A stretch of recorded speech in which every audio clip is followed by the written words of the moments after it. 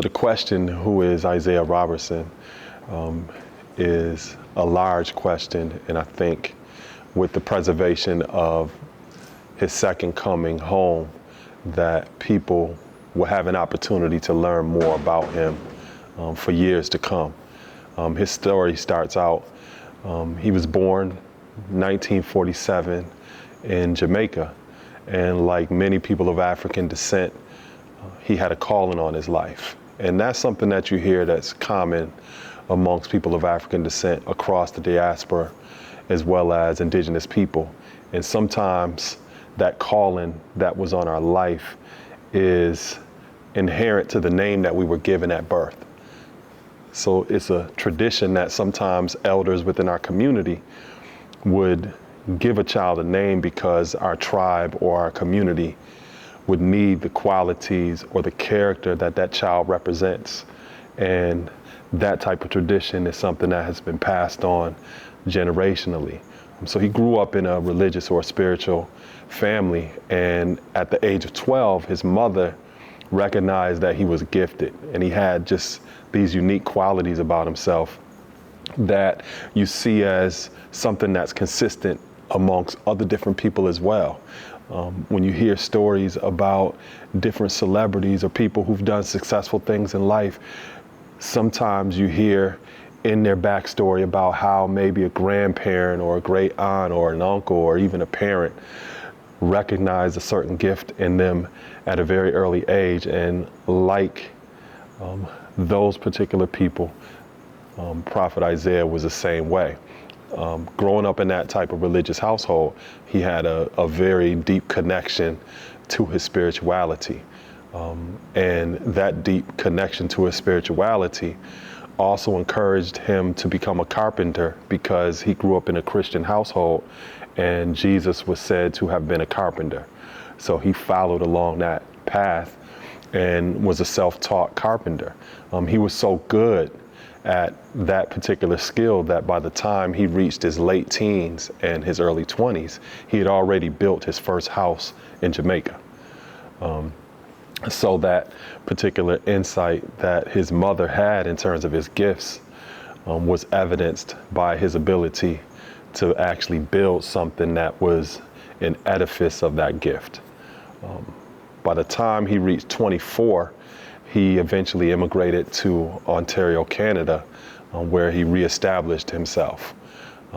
Living in Ontario, he began to get jobs within the construction field.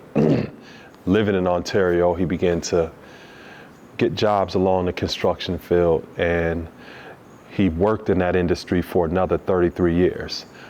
And this is one of the most beautiful things about his story, that he lived in Ontario for 33 years, and eventually, after saving money and working within that construction field, he learned about opportunities on the American side in terms of home ownership, as well as the ability to be a person that restored homes. And he saw that as an opportunity, and he moved here to Niagara Falls, New York in 2004. By the time he gets here to Niagara Falls in 2004, he's 57 years old. That particular point in our life, at least here in the US, you're just a few short years from retirement. And once he arrives here to Niagara Falls, he's 57 years old. He starts to renovate homes and then resell the homes that he renovates.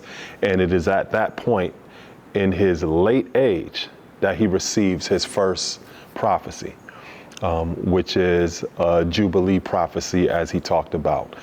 He was a parishioner at the Mount Erie Baptist Church, and he eventually had the vision to restore some of the woodwork at that church. He was given an opportunity by the pastor to redo some of the sheetrock and put some paneling up inside of the church. But he said that he was inspired by God to do much more than that. So he started to get wood and to make spiritual symbols such as crosses, stars, other different emblems that he derived from the Bible. And He put all of his work into this, his time into this, his finances into this, and he created an entire backdrop within that Baptist church that displayed his woodwork. And now when people go and they see the woodwork inside of Mount Airy Baptist Church, they would think that a person was a professional and they might have went to school and they might have been a carpenter for 25 years and they're accredited. He was self-taught and had the ability to create this type of beauty that still stands to this day inside of Mount Airy Baptist Church. And he wanted to do that work as a symbol of not only his commitment to his spirituality, but also as a magnet for people to be able to celebrate the work of God, because he talked about being a conduit of a higher power that worked through him in terms of creating what you see inside of that church. This was his first prophecy. And keep in mind, I can't stress enough that this is a man that should be retiring in a few short years. Inside of the Mount Airy Baptist Church, some of the woodwork is above 20 feet in height. And he would put a ladder up against the wall and climb the ladder himself and mount a lot of the wood pieces that are displayed inside of that church. Eventually, he acquired a home, 1308 Ontario Avenue, and a few short years later, after acquiring that home, he received another prophecy. That prophecy was to restore that particular home and to make that home as a centerpiece for the second coming of the Christ. And that is what became the prophet Isaiah house. When you look at that home itself, it's a little different than the woodworking that he did inside of the Mount Airy Baptist Church. This work that he did at the Second Coming house was more artistic based. It was more symbolic. There are various different type of symbols and images that are directly derived from his biblical understanding of that text. And he was the only one that actually knew what all of the symbolism meant.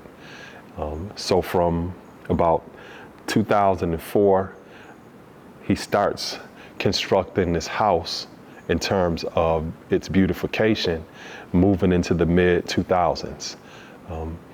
His work remained something that was consistent all the way up into his passing in 2020. So he was the type of person that never felt that his work was actually done.